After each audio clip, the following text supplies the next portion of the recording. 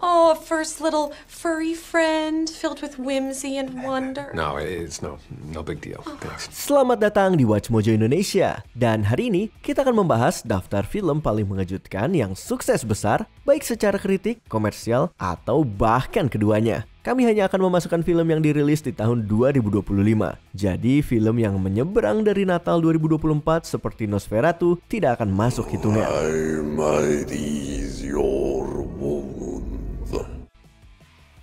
Nomor 10, A Working Man. I was respectful. You weren't. A Working Man diproduksi oleh banyak nama besar, ditulis oleh Sylvester Stallone, disutradarai oleh David Ayer, dan dibintangi oleh Jason Statham, Michael Peña, serta David Harbour. Tidak heran kalau film ini menjadi kejutan besar di musim semi 2025 ini. Awalnya dijadwalkan tayang di bulan Januari, film ini diundur ke Maret dan mendapat sambutan kritis yang cukup positif, meskipun bukan luar biasa. Where's the girl? You a cop? You wish I was a cop. Yang benar-benar mengejutkan adalah pencapaiannya di box office. Film ini diperkirakan hanya akan meraup sekitar 10-12 juta dolar, tapi justru membuka akhir pekan debutnya dengan 15 juta dan langsung menduduki posisi nomor 1. Bahkan film ini berhasil menggeser Snow White hanya di minggu keduanya. Meskipun jujur saja, kita belum tahu itu lebih karena kekuatan film ini atau lemahnya film yang satunya. You know, I really don't remember you being this opinionated. Nomor 9, Den of Thieves 2, Pantera. Watch our 6, those aren't police headlights. Mag. Tahun ini sejauh ini menjadi tahun yang lumayan solid untuk genre aksi. Tidak banyak yang menyangka kita akan dapat sequel dari Den of Thieves, tapi Pantera hadir di bulan Januari, yang biasanya sepi penonton. Dan meskipun ada 7 tahun sejak film pertamanya, Pantera tampil mengesankan. Can I get your hand? And get out. We're clean. Without anyone even knowing I was there. Film ini mendapatkan ulasan yang cukup bagus dan disambut positif oleh para penonton, terutama karena nada filmnya yang lebih ringan dan fun dibandingkan pendahulunya. Secara komersial, film ini juga lumayan sukses dengan debut di posisi pertama dan bertahan 4 minggu di jajaran 10 besar sebelum akhirnya meraup total pendapatan 57 juta dolar. Pencapaian ini cukup untuk memastikan bahwa film ketiganya akan dibuat.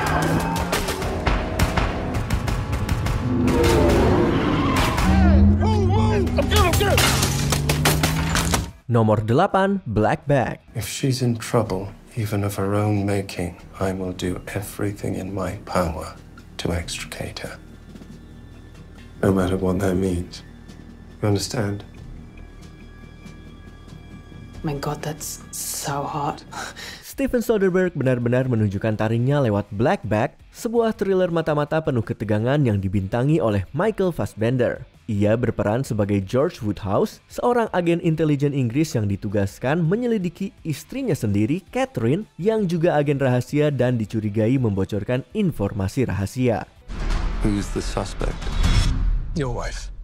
Ini adalah salah satu film terbaik Soderbergh dalam beberapa tahun terakhir. Perpaduan apik antara gaya visual yang memikat, akting yang solid, dan cerita spionase yang seru. Black Bag dengan cepat menjadi salah satu favorit kritikus di tahun ini, mencetak skor tinggi di situs-situs seperti Rotten Tomatoes dan Metacritic. Film ini juga disukai oleh penonton umum. Apakah film ini akan menjadi salah satu yang terbaik di tahun 2025?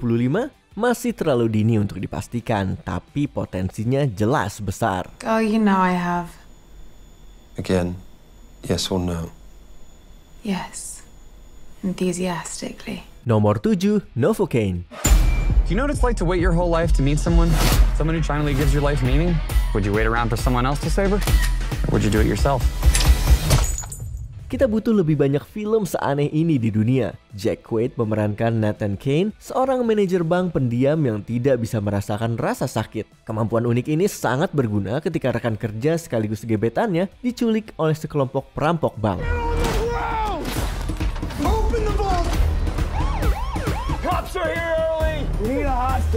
Meskipun tidak meraih pendapatan fantastis di box office, Novocaine menjadi kejutan besar secara kritik. Baik kritikus maupun penonton memberikan skor tinggi di berbagai situs ulasan. Chemistry antara Jack Quaid dan Amber Midthunder mendapatkan banyak pujian. Begitu juga dengan adegan-adegan aksi yang kreatif dan nuansa film yang sengaja dibuat konyol tapi menyenangkan. Ini adalah tontonan yang ringan dan terkadang itu saja sudah cukup.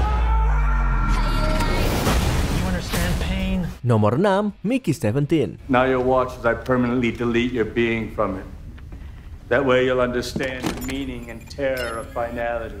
No more reprints! That's what you both should be thinking when you die. Dead forever! Pada akhirnya, Mickey 17 secara teknis bisa dibilang gagal secara finansial. Dan itu disebabkan oleh anggaran produksi yang membengkak hingga hampir 120 juta dolar. Tapi, mungkin ini lebih mencerminkan betapa mahalnya biaya produksi film saat ini dibandingkan benar-benar menunjukkan bahwa ini adalah film yang gagal. Antusiasme publik sangat tinggi, mengingat ini adalah film pertama Bong Joon-ho setelah kesuksesan globalnya dengan film Parasite. Dan hasilnya cukup memuaskan. But I'm you. I'm not you. I'm not gonna live like you. I'm gonna kill you.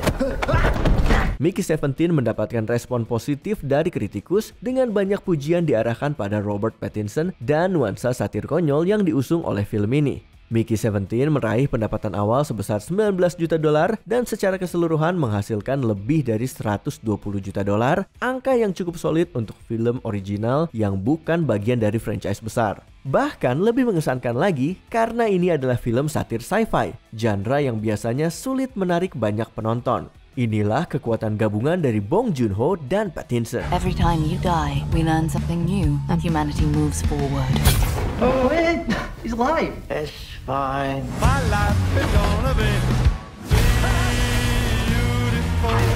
Nomor 5, The Monkey. Hey, you wouldn't happen to remember if my aunt had a wind-up toy monkey at the yard sale? Oh, no, I don't think so. Oh, not a cherished childhood memory now, was it? Saat ini tidak banyak genre film yang bisa meraih keuntungan, dan horor adalah pengecualian yang penting. Hal ini banyak berkaitan dengan rendahnya biaya produksi film horor, seperti The Monkey yang hanya menghabiskan 10 juta dolar. Diadaptasi dari cerita pendek karya Stephen King, The Monkey bercerita tentang sebuah boneka monyet yang melakukan pembunuhan berantai. Hello, brother. Bill. The monkey that likes killing our family. It's back. Ceritanya memang tidak terlalu original, tetapi tetap berhasil dieksekusi dengan sangat baik oleh sutradara Osgood Perkins. Dengan tokoh antagonis yang kuat, adegan pembunuhan yang intens, serta selera humor yang gelap, The Monkey menjadi tontonan yang sulit untuk dilupakan. Film ini juga sukses besar di box office, bertahan di 10 besar selama 5 minggu dan meraup lebih dari 60 juta dolar secara global, memberikan keuntungan besar bagi Neon. The toy monkey? It's evil. It's basically the devil. Nomor 4, Companion. I just don't want to screw everything up. Come on, Beep Boop, you're not gonna screw everything up. Just relax. You know, don't be all mopey and weird. Just remember to smile and act happy. Sophie Thatcher benar-benar melejit dalam beberapa tahun terakhir dan kini dikenal sebagai salah satu scream queen paling menonjol di generasinya. Ia juga berperan besar dalam membawa Companion meraih kesuksesan luar biasa. Dirilis pada bulan Januari, film ini berhasil menawarkan sesuatu yang segar dalam subgenre cabin horror dengan naskah brilian yang dipenuhi berbagai twist menyenangkan. Do you not like me, Kat? You know, it's not that I don't like you, Iris. It's the idea of you. You make me feel so replaceable. Penampilan Thatcher sebagai Iris pun menuai banyak pujian. Karakter yang mungkin akan dikenang sebagai salah satu tokoh horor terbaik dalam dekade ini. Dan tentu saja, siapa yang bisa melupakan performa box office-nya? Meski bukan film dengan pendapatan terbesar, Companion tetap menghasilkan keuntungan yang mengesankan bagi Warner Brothers dengan total pemasukan 36 juta dolar dari anggarannya yang hanya 10 juta dolar. So, what do we do now? I mean, the only thing we can do, we call the cops, we tell them everything. Right, yeah. Nomor 3, One of Them Days. For real, I am sorry. I wasn't trying to be... Because actually you're on time. I got off at 7. Banyak orang mengeluhkan minimnya film komedi yang dirilis belakangan ini. Dan One of Them Days hadir untuk membuktikan bahwa A. Film komedi masih bisa dibuat. Dan B. Film komedi masih bisa untung besar. Ceritanya mengikuti dua wanita yang berusaha mencari uang sewa sebelum mereka diusir pada pukul 6 sore dan semua kekacauan yang terjadi setelahnya. What happened? Uche kicked me out this morning. It was all bad. Uche can't cut nobody no break. Then your grandma just died. She ain't even in the ground yet. Dirilis secara diam-diam di bulan Januari, film ini mendapatkan ulasan positif dengan banyak yang memuji chemistry antara Keke Palmer dan SZA serta kemampuannya membangkitkan kembali genre body comedy yang hampir punah. Berkat kekuatan dari mulut ke mulut, film ini bertahan selama 7 minggu di 10 besar dan menghasilkan lebih dari 50 juta dolar, jauh melampaui biaya produksinya yang hanya 14 juta dolar. I know you're not gonna try me on the first, knowing damn well I'm with a paying client. You do got cash, right? Yep. You are so dirty. You told me you're gonna finish my hair this morning. Can you please go inside and we can handle this later? I'm so sorry. This is so ghetto. Nomor 2, Dogman. I got an idea. Oh, tell me, nurse, what's your idea? What if we sew the dog's head onto the man's body?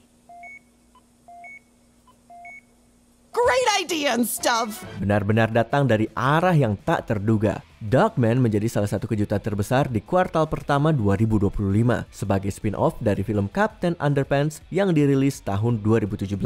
Masih ingat dengan film itu? Mungkin tidak, karena film tersebut sendiri bukanlah hit besar, hanya menghasilkan 125 juta dolar. Memberi lampu hijau pada proyek ini saja sudah merupakan risiko besar, tapi risiko itu terbayar dengan sangat manis. Greg the dog by creating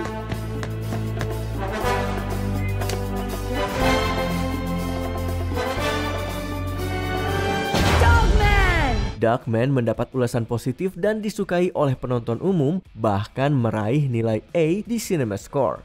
Yang lebih mengejutkan lagi adalah performa box office-nya. Film ini melebihi ekspektasi dengan pendapatan pembukaan sebesar 36 juta dolar, menjadikannya sebagai pembukaan bulan Januari terbesar kedua sepanjang masa untuk film animasi.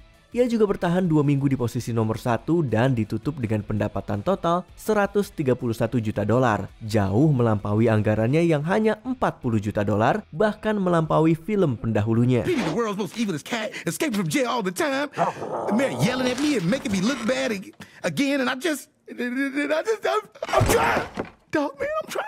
Sebelum kita lanjut, kami mengupload video setiap hari. Jadi jangan lupa untuk subscribe dan tekan tombol bel untuk mendapatkan notifikasi tentang video terbaru kami.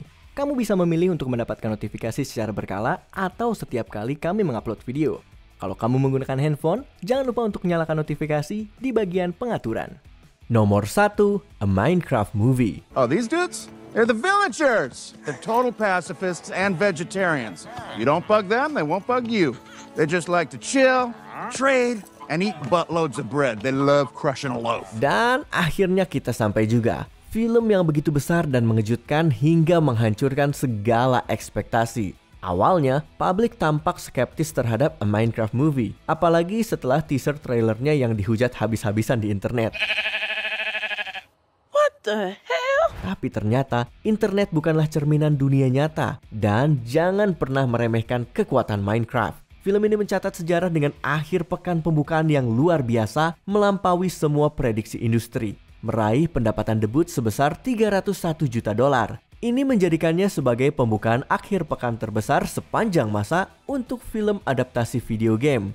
Singkirkan dulu para superhero karena sekarang ada tren baru yang sedang naik daun. Who are you? I am Steve. Apakah keberhasilan film-film ini juga membuat kamu terkejut? Tulis pendapatmu di kolom komentar. Reporting on the incredible saga of Dogman. Apakah kamu setuju dengan pilihan kami? Cek video lainnya dari Watch Mojo Indonesia. Jangan lupa subscribe dan tekan tombol bel untuk mendapatkan notifikasi tentang video terbaru kami.